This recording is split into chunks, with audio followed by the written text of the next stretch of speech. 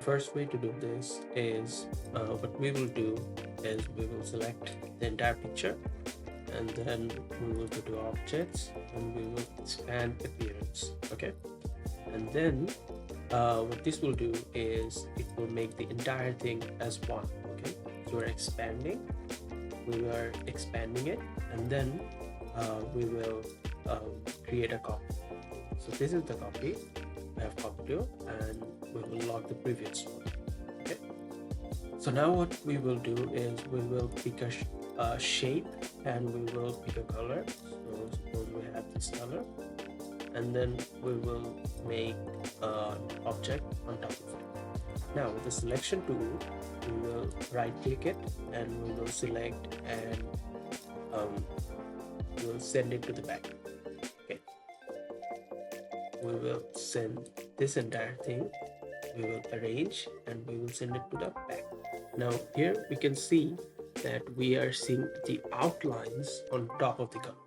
So that means we did what we wanted to. So now what we will do is we will select the entire thing, okay, and we will go to the pathfinder and we will merge it. Okay, so now the colors and everything have been merged. Okay, this is all one thing. So now we will select the entire thing, we will right click and we will go to isolate selected groups. Now we can see each object, each thing is now different.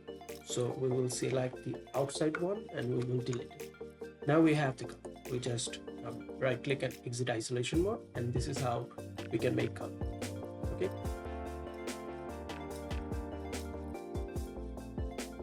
the second way we can color the entire object is first we select the entire thing, go to object, and you can see an option live paint. Okay, so we select make, and what this will do is this will make individual shapes. Okay, this will give us individual shapes. Now with this live paint bucket, we will select a color, and we can color individual objects. Okay, we can color this, and then we can color leaves. Okay, so what this does is this gives us the opportunity to color